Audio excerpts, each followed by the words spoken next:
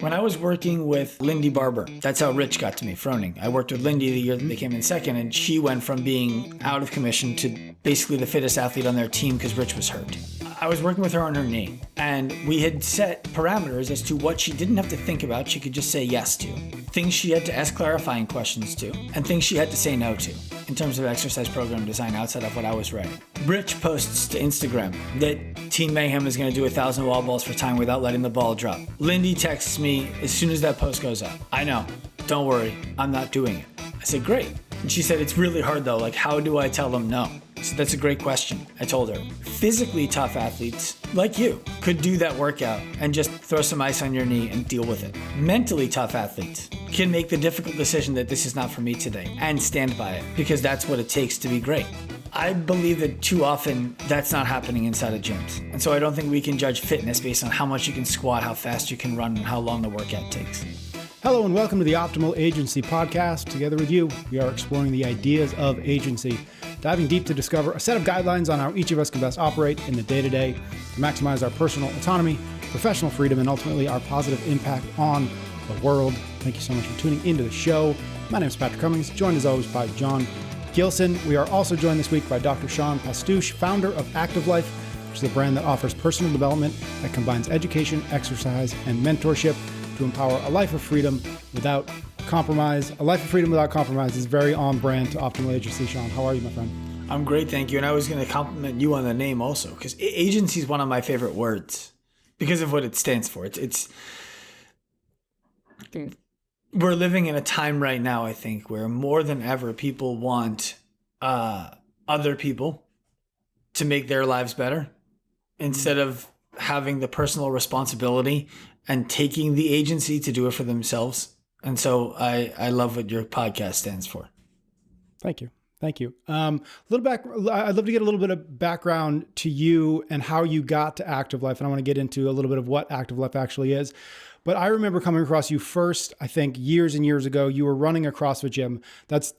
I'd love to at least start there, but give us a little bit of the context for where you started and a bit of the trajectory to Active Life today, and then give us a little context as to what Active Life is, what you're doing, and some of the philosophies behind it. So prior to being in a CrossFit gym, I was a personal trainer at Equinox.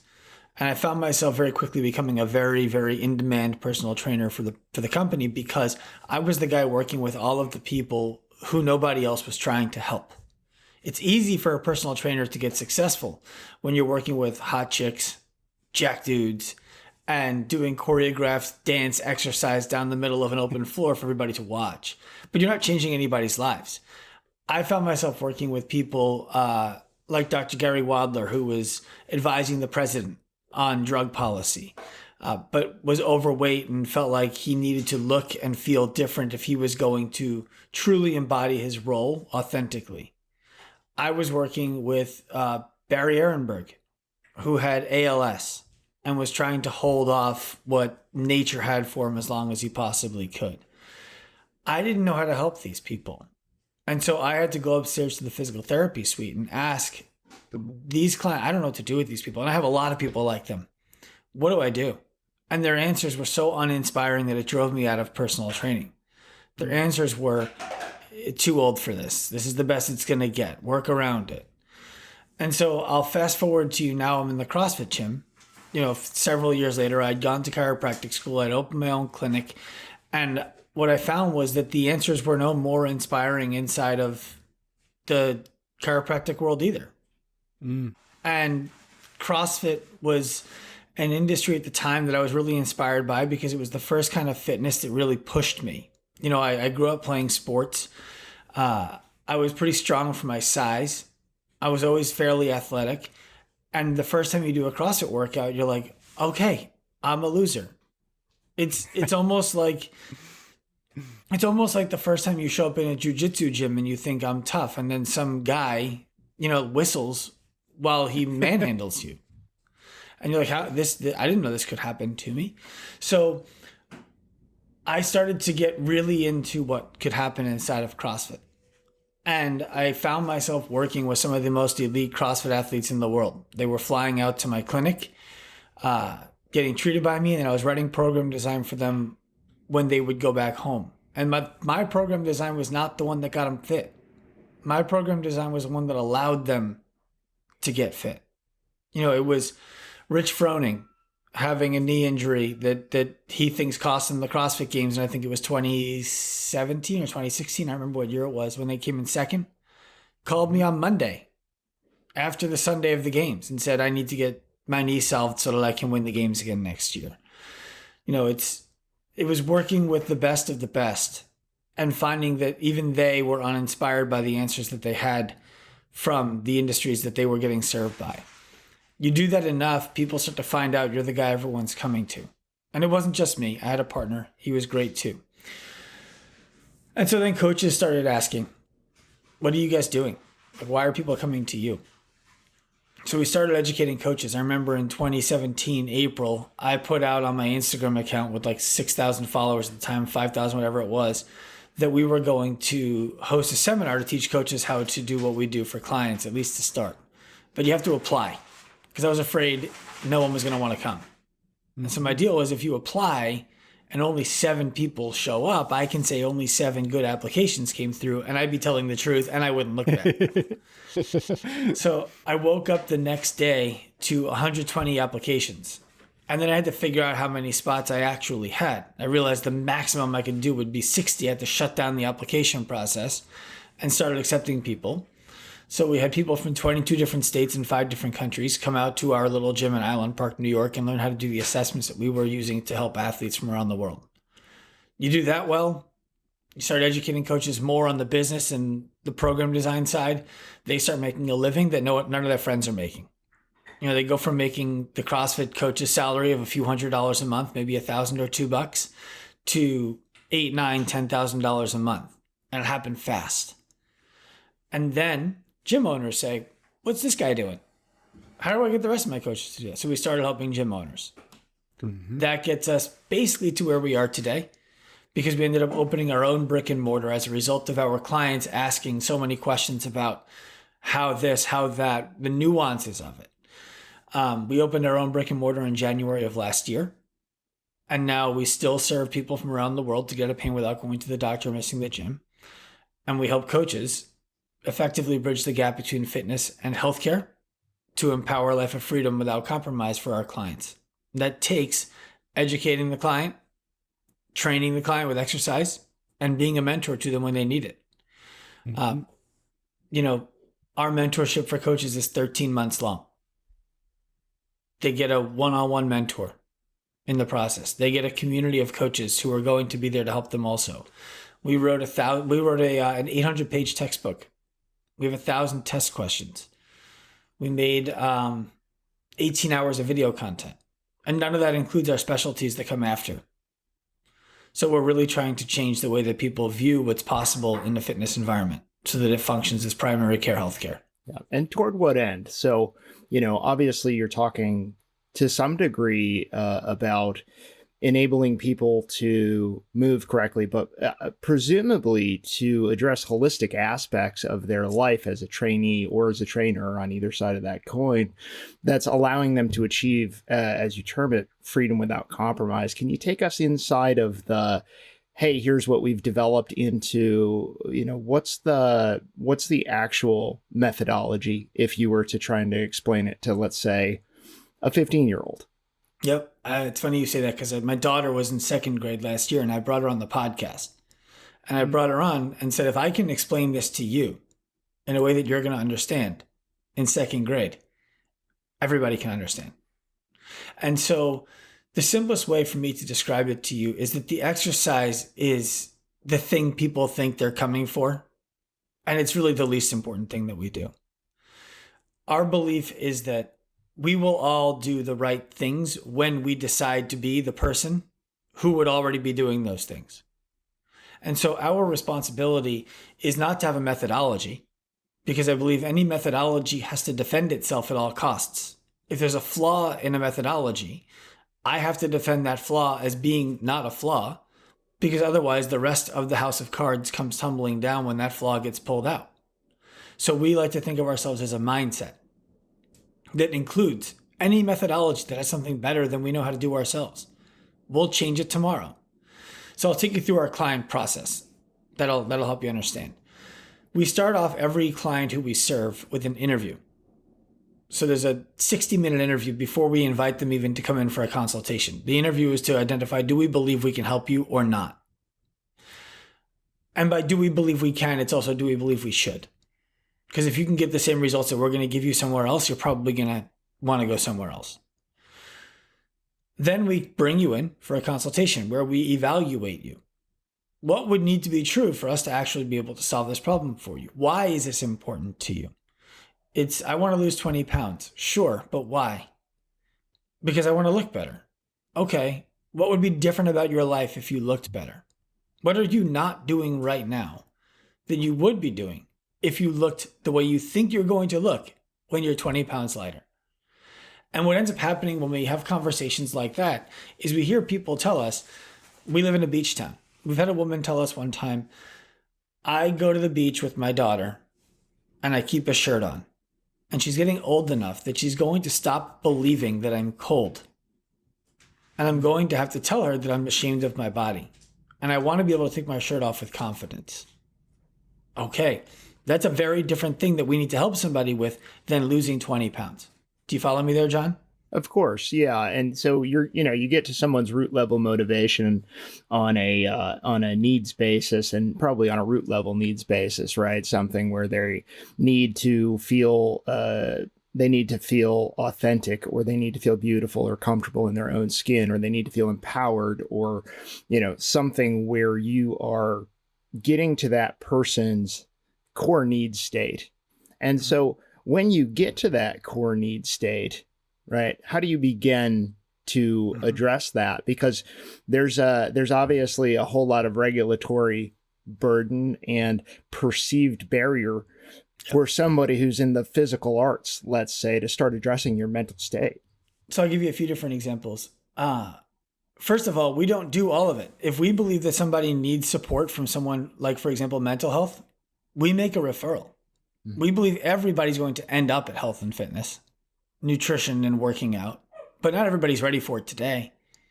Some people have bigger issues they need to solve for before they believe that they even deserve to be healthy and fit. So we'll make referrals when appropriate. That's why the 2 interviews. We talk to you for 2.5 hours before we even make a recommendation. Somebody like that, who is the woman who I was just describing, there are other things that she's not doing in her life because of the way that she feels like she looks. And we can ask questions about what of these things would you be confident doing right now? And then ask her to go and do those so that she starts living the life of the person who has the confidence to do the things that she doesn't think she has the confidence to do.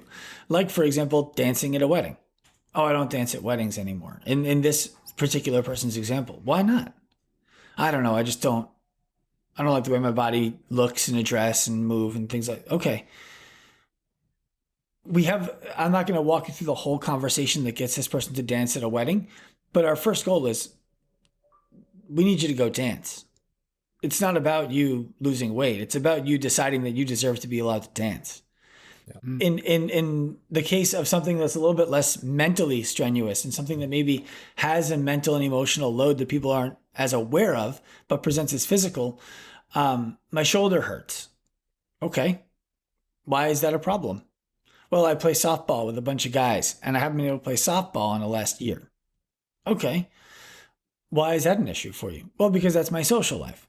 Going to softball, playing softball with my friends, that's where I hang out with my guys. It's where we ride each other. It's where everything is fun. And, it's a healthy thing that we do together to play softball. Great. So what's missing from your life that you haven't been playing softball? Well, my whole social life. And then it's, okay, hold on a second. Are you still going to softball games where all of your friends are? Well, no, I can't play. Why would I go? Well, because you're not trying to play professional softball. You just acknowledge that that's your social life. What do you like about softball so much? Well, we ride each other. We make fun of each other. Great. Okay. We can help you. And I need you to go play softball this week. And when I say play softball, I mean, I need you to go. Sit on the bench, make fun of your friends. Let them make fun of you for not being able to play. And you watch this wave of, come over this guy where he thought the only utility of going is to play. Now he realizes I only go because it's social and I happen to like softball. I don't have to give up the social and I can get back to softball. So we need to be able to do things like that instead of just say, yeah, we'll get you healthy and fit and eventually those things will all fall into place. We have to do it on purpose. Yeah, and I love that because you're spurring action and you're looking at the root level action that somebody needs to take at the same time that you're removing what it tends to be for a lot of people, it sounds like a false obstacle to doing it. In other words, I actually believe that I go to softball to show my friends that I'm a great athlete so they'll accept me as a man in this tribe of men. And, I'm actually what I need is social interaction. And so you're giving me the tool or the excuse to take action. And I think that, that's something that we think about a lot on this side of the fence is action is a great clarifier. How do we get you to move towards that life that you want? So it sounds like a very simpatico approach. It's very cool. Yeah, I think you're even giving people more credit than we deserve. I don't think people think about it that deeply. I think I play softball, I have to throw a ball. My shoulder hurts, I can't throw a ball. Well, I'm obviously not going to go to softball. They don't consider why they were going in the first place. And they is we, by the way. Same for me. I don't consider why all the time. And so oftentimes it's good for somebody else to ask you the questions that allow you to ask yourself why, and then to see other possible solutions. Then the exercise has to be efficacious.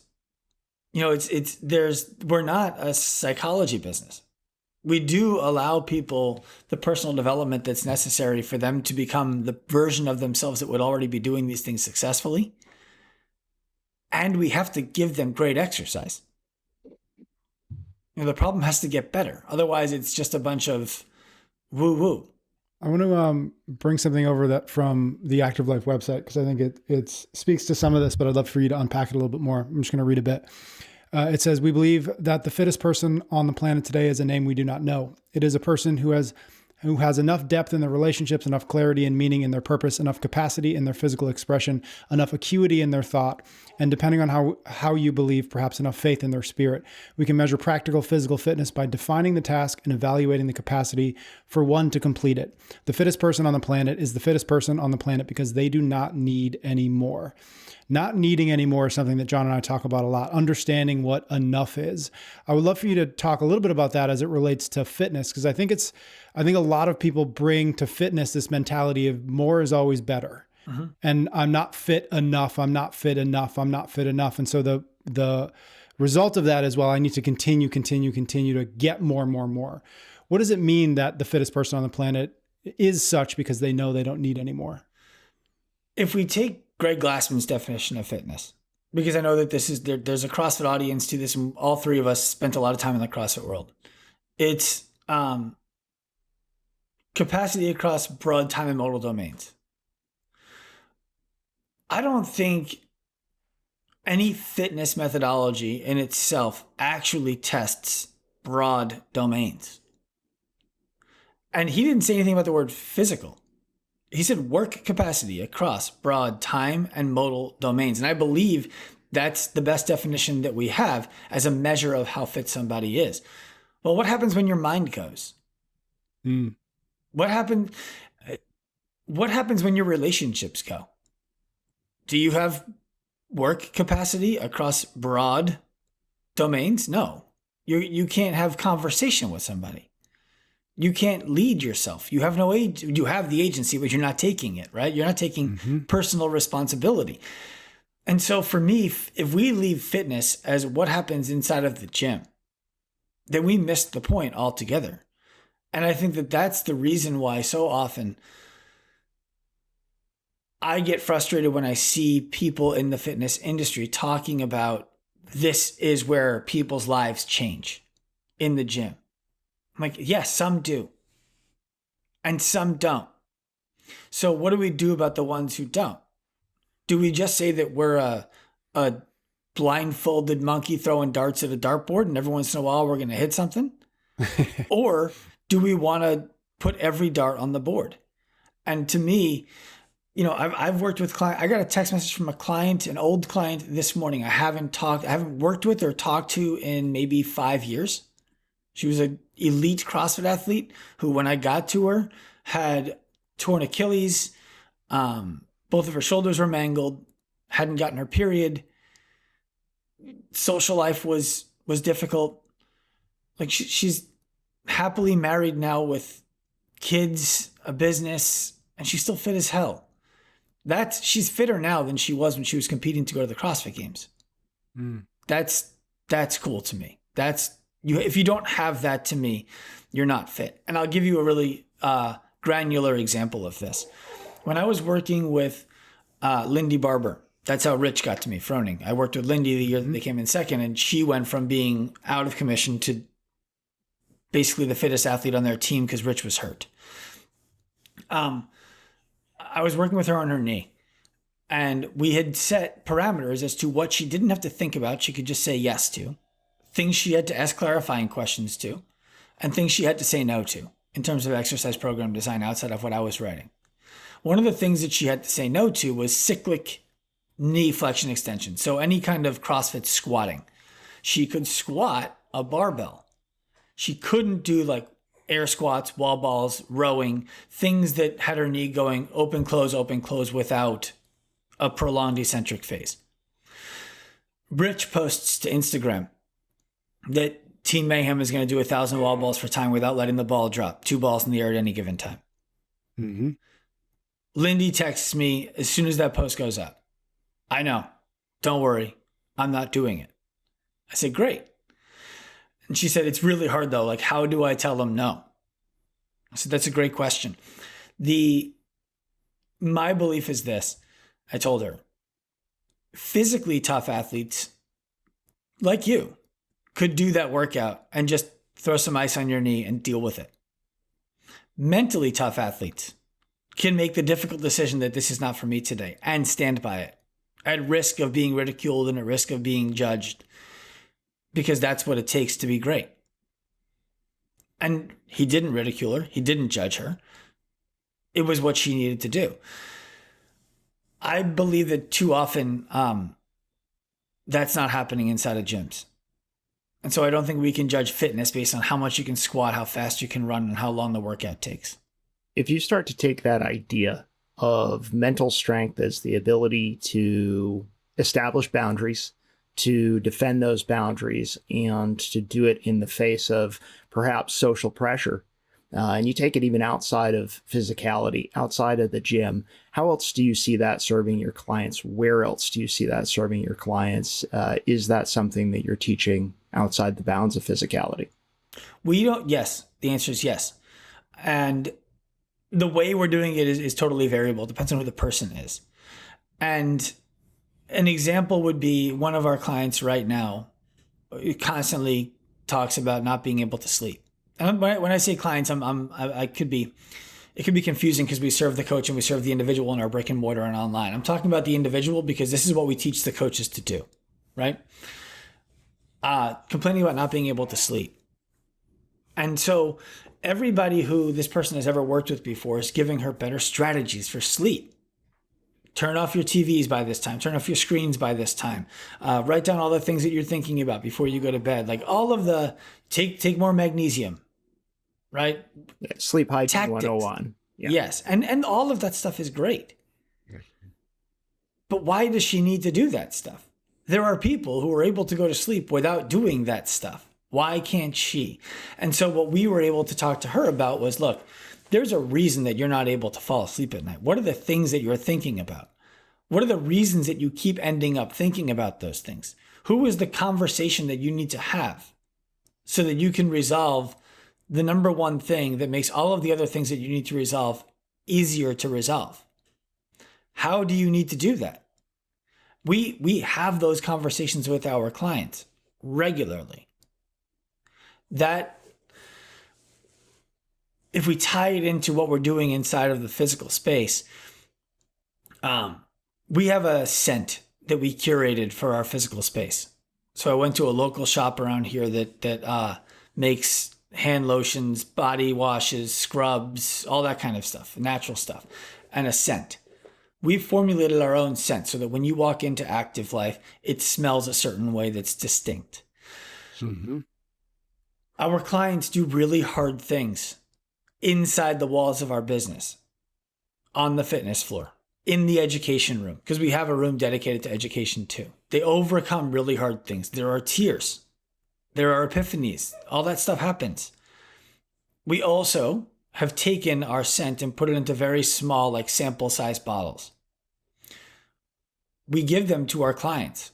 And so when they're in the world and something difficult comes up, they can smell the scent and it can remind them that they're able to do hard things, because every time they've done something really hard recently, that's what they were smelling.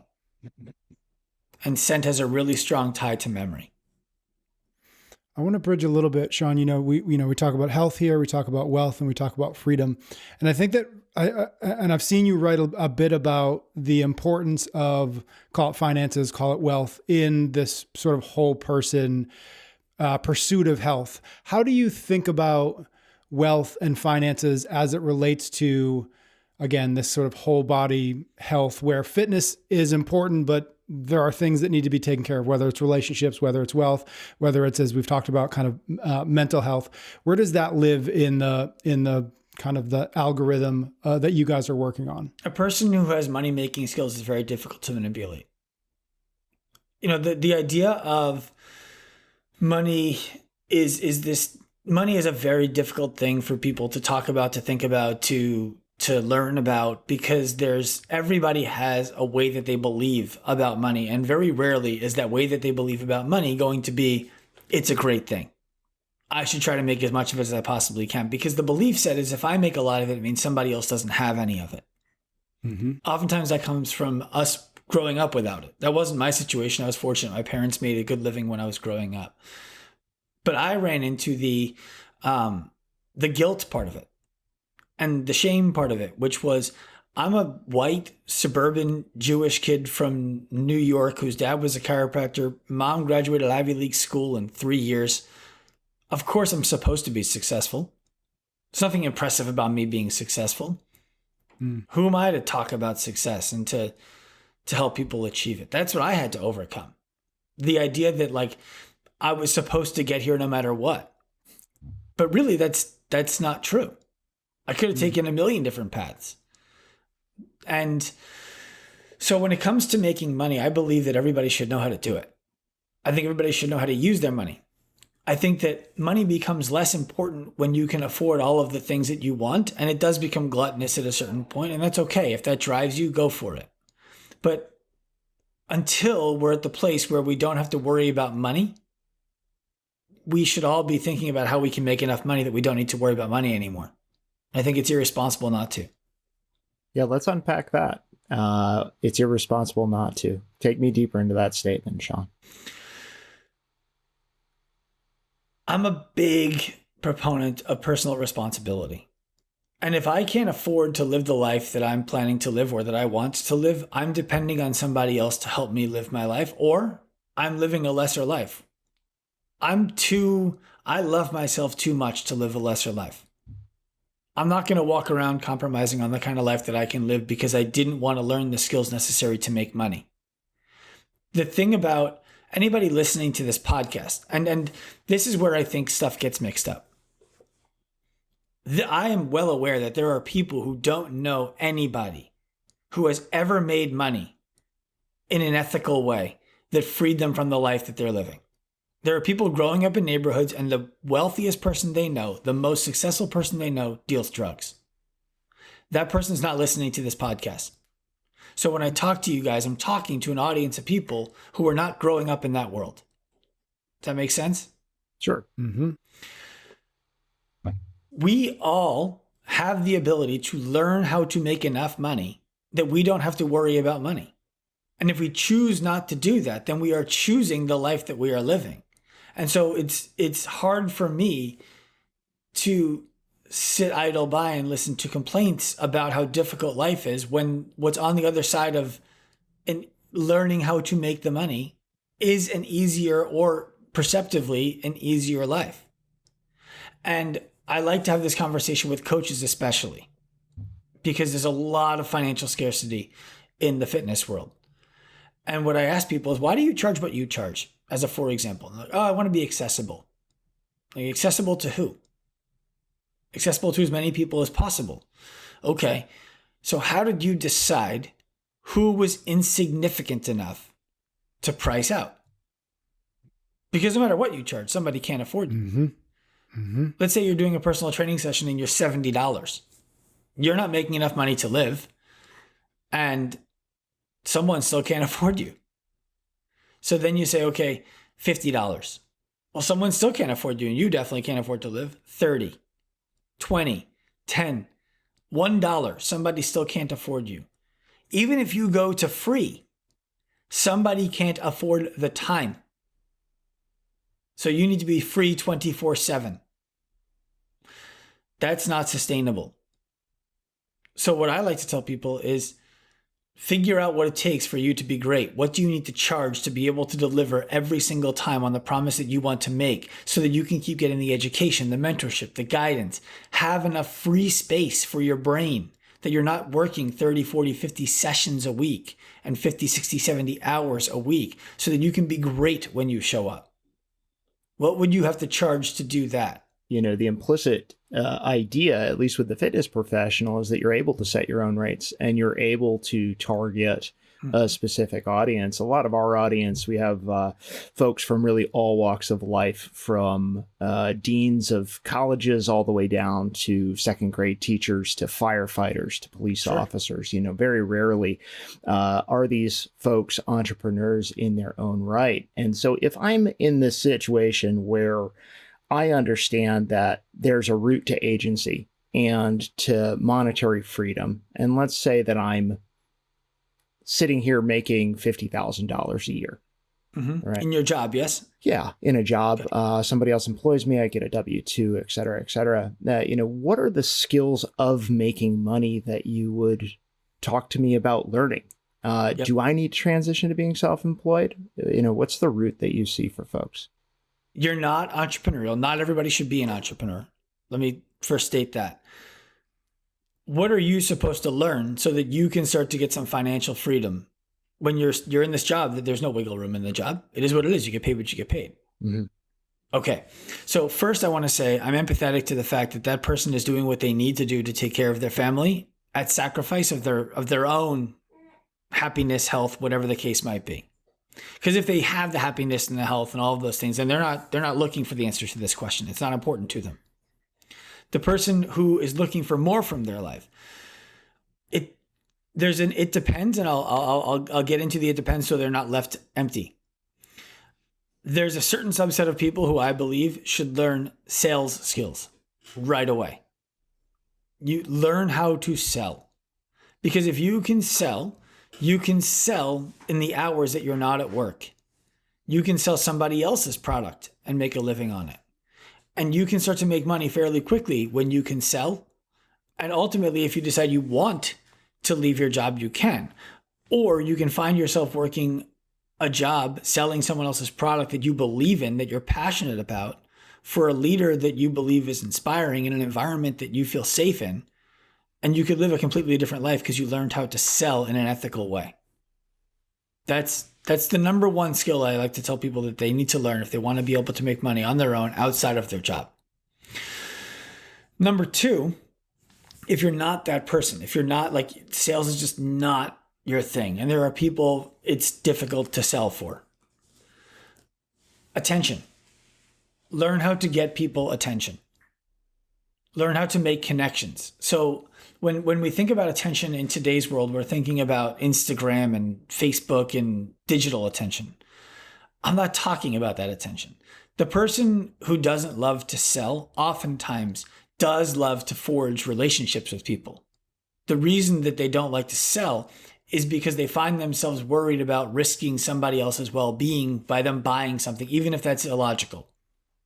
So what that means is that you may have the best opportunity to make introductions for people around your area. You know different people from different walks of life who want to get to know each other. When you have the ability to make introductions for people and garner attention to their business as a result of the introductions that you're able to make, you become the most valuable person in the room.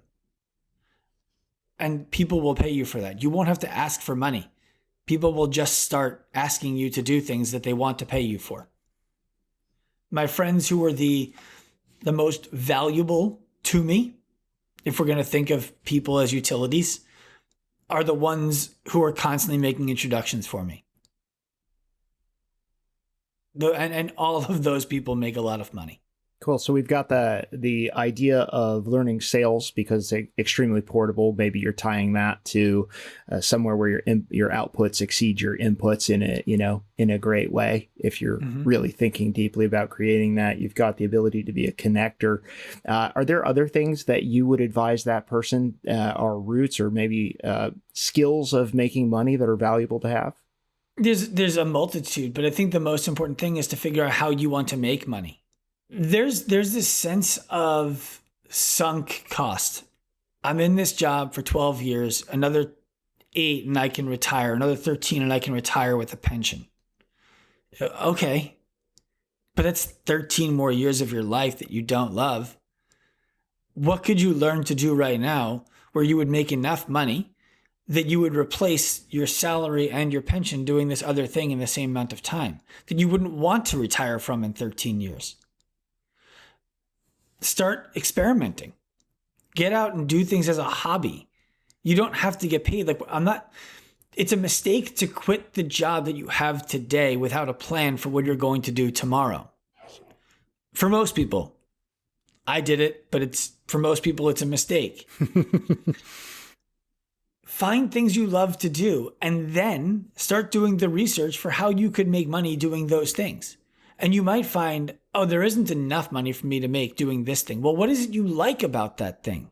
Maybe you don't have to do that thing specifically, but maybe it's the interpersonal relationships of doing that thing that you enjoy. Where can you do a job with interpersonal relationships that does make you money? It goes back to the title of your podcast. It's optimal agency. It's not just agency. You don't have to stay in the job that you're in right now forever because it feels safe. It's martyrdom at a certain point to say, this is what my family needs. What happens then? I know too many people who work a job for too long who start to resent their own family because they believe if it wasn't for their family, I wouldn't be in this job. Well, that's a you thing, right? So now we have relationships that are getting damaged because I can't leave this job because I have kids. So I resent my kids. That's the person you see at the somebody special dance who's like, work, right? I'm like, no. But yeah, my wife wanted me to come to this thing. Well, what? Look, you have things you need to work out, man. I'm here because I want to be here. I love my wife. I love my kids. I love my job. So I think it's taking a really good hard look at the truth of all the things that we say. We started this at the top with the active life, a bit of the slogan, which was freedom without compromise. Can you talk about, you seem to be moving towards this idea of talking about compromise and the lack of compromise. What does it mean, freedom without compromise? Maybe with an emphasis on that, without compromise. Why not compromise, right? We're taught compromise is a good thing. That's how we kind of collectively get what we want, sort of, but not really. Why the emphasis on without compromise? First of all, it's an intentional redundancy. Because if you say to somebody, do you have freedom? They'll often say, yeah, of course. In the US, at least. Without compromise? Well, no, I mean, I make compromises all the time. Okay, well, then you're not free. You're free to do whatever you wanted to do as long as you could take yourself out of your own thought box, but you're stuck in there right now. So I want to know, how do we get there without compromise? And when I say without compromise, it's important people know what I'm not talking about so that I can talk about what I am talking about. I'm not talking about what we're going to have for dinner tonight. I'm talking about the relationship I want. I'm talking about the mission, the vision, the values of our lives, not the day-to-day give and take of interpersonal relationships. So freedom is the ability to say yes or no whenever you want to say yes or no, whether that's physical, relational, financial, it doesn't matter. yes or no because you wanted to say yes or no. Without compromise means without having to give second thought to would it be okay if. It's really just yes or no. And examples of compromises that people are living in right now that I want to go away are thinking this is the best it's going to get. They're compromising in the quality of the relationships that they have with important people in their lives. They're compromising on how healthy they can be. If you're on a medication, if you don't have I have to obviously, I always have to give these little caveats or people get upset with me online.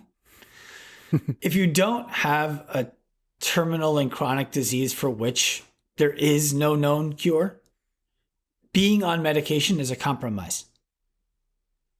You are making what I define compromise as is a low energy way to resolve conflict incompletely.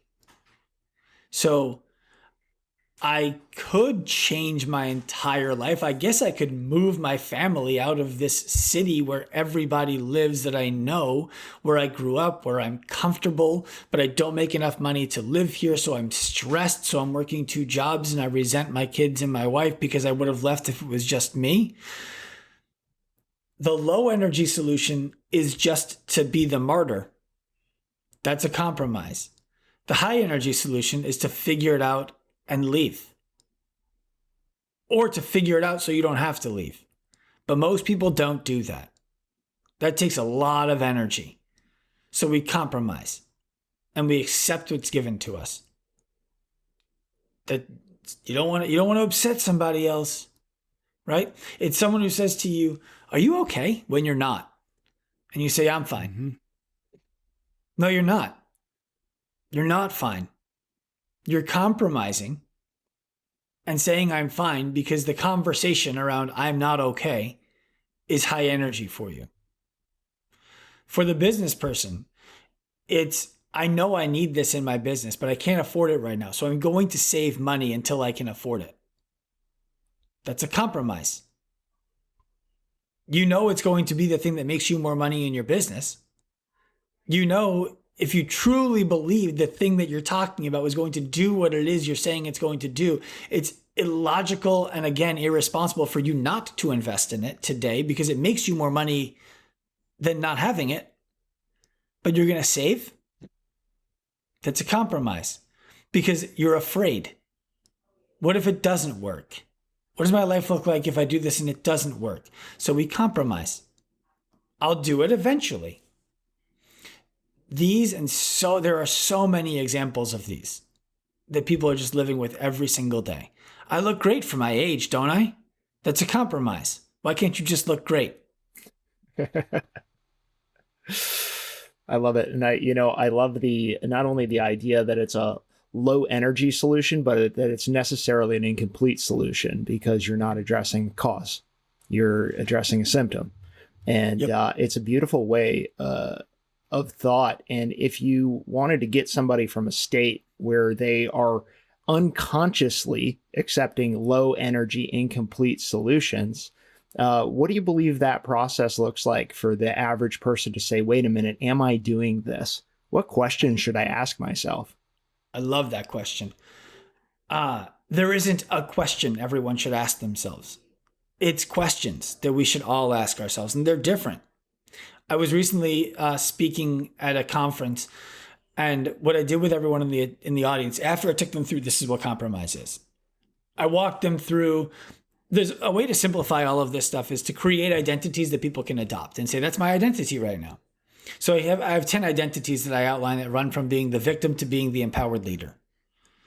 And I walked them through what each of these people is thinking and what each of these people is compromising as a result of that thought.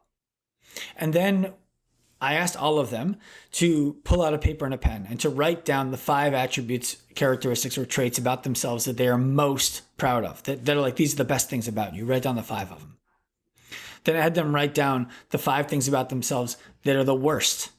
What are your 5 worst attributes, characteristics, or traits? Then I had them write a summary word for the person that they are today, right? So you look at these 10 words over here on the left, and it's okay. What is one word to describe that person? Take you out of it. Let's say it's your friend Todd. What is one word to describe Todd? And they'll write something like, one guy told me at the end, he wrote soldier. Not military. This guy's not in the military. He wrote soldier. Great. Then I said, okay, I want you to take all of the words in the middle, the ones that are the 5 negatives. And I want you to write the opposite of them. It can be direct or indirect. So if you wrote liar, it could be truthful. It could be high integrity. It could be role model. But I want you to write the opposite of the words in the negative column all the way on the right. These are going to be your new identity. Go ahead and write them down. And I should say before I go any further, I learned this from Cody Ringel, who leads our team at the Flagship for Active Life in Long Beach, who learned it from a gentleman named Ryan Walla, who's his mentor, who actually came through our education a long time ago and did not learn this from us. So it's a very cool full circle experience. So now in the right-hand column, they wrote down all the opposites. I said, I want you to write down the one word that describes the person who lives with those 5 things. And they wrote down the other word. This one person in particular wrote leader, soldier, leader, soldier, leader. It was okay. How does the leader live? What does the leader wear? What does the leader eat? How does the leader speak to other people? How does the leader allow people to speak to them? What does the leader do for work? How does the leader think about things? All of that. All of those things. And then taught them how to lock that in. So we tell them either go get a totem, which is buy something brand new, something that you've never had before, but that you can have on your person at all times. Could be a tattoo. It could be a bracelet. It could be, I got all new t-shirts, threw out all my t-shirts and just bought all new t-shirts. And like, when I'm wearing this t-shirt, I'm this guy. And then if they don't want to do that, they can do what we call an anchor, which would be just change the way you do something that you already do. Maybe you brush your teeth with your right hand. Now you're going to brush with your left. Maybe you tie your shoes really loose so you can slip your feet on, but winners tie their shoes. So you're going to start tying your shoes tight like they're supposed to be tied. Whatever it is. That, Patrick, winners tie their shoes, Patrick. You're going to do something. What about, do winners not wear shoes? Because that's where I'm at. I'm barefoot, man. I'm barefoot all the time. But it's the idea of doing something different, doing something you already do differently. So you remind yourself that I made this commitment to myself. And when I took this room through this exercise, people were moved by it because they got to see, I compromise in all of these places. When you take all of the negative attributes of myself and you turn them into a positive, I do all of these things because I hold on to these 5 attributes. If they were gone and they were these instead, all of these things would be gone. Well, all of those things are compromises. Yeah, I love it. So, I'm doing this exercise as soon as we hang up. Mm-hmm. Well, a simple way to do this also for somebody who doesn't want to go through a full exercise is think about all the stuff you do in your life. Anything that you go, that's a compromise. Mm. It's that simple. That's a compromise. Now, why do you do it? That's a whole different question. What do you do about it? That's another question. But one of the things I strongly believe is that we fail collectively, each of us. We fail as a result of too much doing and not enough being. People tell us, stop thinking and just start. But we've already started. We're already in the game, if you will. Whatever the game of our lives is, we're already in it. It's not like we're not doing enough things. The reason why New Year's resolutions fail is because it's another thing that we're supposed to do. We haven't decided that we're going to be the person who would already be going to the gym, who would already be making more money, who would already have stopped talking to that person who always presents negatively. My friend Jay Ferrugia says it beautifully. He's like, I manipulate every room I walk into without saying a word. That guy drinks a lot? Not when he's with me. That person's a liar? They've never lied to me. That person's negative? Not when I'm around. So how do we become the person who shows up and does that to a room? There's no compromise in that. Last question for you, Sean, so we can let you get back to your day and your new baby. One of, obviously John and I on the show talk about agency and impact a lot. And one of the commonalities, really there's very little commonality between individuals who are pursuing agency in their own way. The commonality is that it's hard and it's always a bit of an uncharted path. And given that as context, I'd love to know from you why the pursuit of agency, and however you're pursuing it, however you personally would define it, why has it been worth the challenges, the unknowns, the fear that may pop up? Why is it something that you've been able to continue to pursue in your own life? Because I have unreasonably high self-esteem. The reason why I believe people do not pursue their own agency is for fear of what it means about them if things don't go the way that they thought it would go. I think I'm great. And I love myself. And I don't need to tell anybody that when I'm around them. And it can be a very endearing characteristic because nobody has to worry about me when we're together. They know I can focus on them because I've got me handled. I can give you 100% of me because I don't need me right now. I'm good. And I believe on the other side of that fear is a reasonable set of an entire new person that we don't know who we're supposed to be. We don't know what that looks like. We don't know how to become that. And that is terrifying. And that's why I believe there is no more valuable thing to have in your life than a mentor. Sean, thank you so much. I love where you're coming at a lot of these philosophical questions of life from, frankly, and how they're bleeding down into the day-to-day practice of how do we help people be better at who they are. And so I want to thank you for the work you're doing. I want to thank you for being a part of what we're doing. And, I feel a kindred spirit in the understanding of agency at its most root level. So thank you. My pleasure, John. I appreciate you guys bringing me on. I've known of both of you for quite some time. I have a ton of respect for you. And so to be able to come on here and talk about the things that are most important to me is really cool. All right, my friends, we are back. Sean is gone. Thank goodness. Just kidding. That was great. Hope you all enjoyed that conversation with Dr. Sean Pastuch. John, I think the first thing I want to just kind of bring up is just sort of like running through my head. And quite frankly, I wanted to ask him about it, but we were running right up on time, which right at the end, he said he started talking about the importance of mentorship. And that's not really something that you and I have talked a lot about in terms of having somebody in your life to whom you can turn to and who understand that they are there in some way, shape, or form to help you kind of figure your own stuff out. And of course, there's a degree to which like we are trying to act as mentors, with this show. And folks have reached out and said, I kind of feel like you're a mentor from afar, which is, wonderful. But I'm just curious, like your thoughts on mentors. I don't know that I'm not even gonna preface that with what I think in terms of how you think about mentors. But so I'd love your thoughts on that. Yeah. Well, I would learn a lot if I let you go first. And, no doubt I would learn a lot about what you think. But I will confess that there's two people in my life that I can think of that were mentors, and they were never mentors. Well, no, one of the two was a mentor in the direct way that we traditionally think about that. Hey, I have a problem. Can I talk to you about it? Mm-hmm. The other was a mentor in a way to be in the world.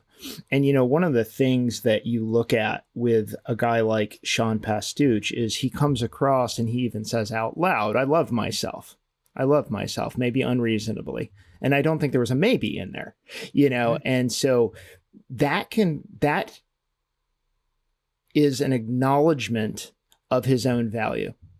And I think I've routinely been able to do the same thing in the pursuit of agency. But I also think in some ways that it's a defense mechanism that we learn really early on in life. If I believe unreasonably in myself, then I can accomplish things even if the world is against me, so to speak, And so for a long, long time, I never looked for help. I said, you know what? I should be self-sufficient. And I came up in a male-dominated culture of self-sufficiency.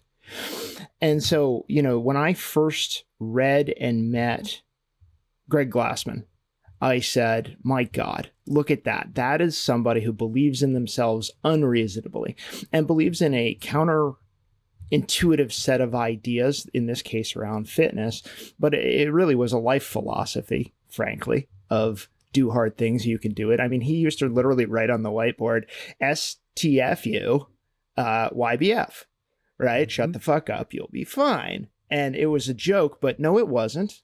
It was absolutely not a joke. Yep. And so, for a long time, I said, okay, well, I'm going to follow this path. And it brought me to amazing heights, but it also broke me in a lot of ways. And so at my lowest, I had a friend that older than me, a guy named Bob Teixeira at Spencer Hendel's CrossFit gym. And we became friends because I was training there at 7, 5 in the morning, 7 in the morning. And Bob is a very, very successful financial professional, but he's also just an extraordinarily kind person. And he was the one guy I could call when everything hurt and everything was wrong and say, hey, this is wrong and I don't know what to do. And he'd actually give me that advice. So, yeah, mentors are better than not, and you don't have to do it alone. Yeah. Any other thoughts before we wrap up this episode from just kind of what's in the back of your mind from what we talked about to Sean about? He talked about coming from a place of privilege. Mm-hmm. And having a mother who was Ivy League educated, a father who was a chiropractor, and how he was, quote unquote, thought to have been born on second base or third base. And I hear this thought pattern quite a bit. And I just want to take the time to publicly and loudly refute that anyone, no matter what the color of their skin, their gender, their race, or their life circumstances, who doesn't have struggle. Mm-hmm. And I believe in my heart of hearts that if you're listening to this, you have a struggle, and that your struggle is as valid as anyone else's. And that no matter what that struggle is, if you said it out loud, if everybody in the room would go, oh my God, I'm so sorry. Or if they would go, I don't get it. What do you mean? That's hard. No matter what the depth of that struggle, you have the ability to overcome that and to find a way through that. And it's completely valid that that is your struggle. So don't let anybody tell you any different, but get yourself to the other side of it. Take that. All right, my friend, we're going to wrap this episode up. Again, another big thanks to Sean for his time and his wisdom. Thank you, everybody out there, for listening. Thank you for your ratings and your reviews. John and I will be back next week for a new episode of the Optimal Agency Podcast.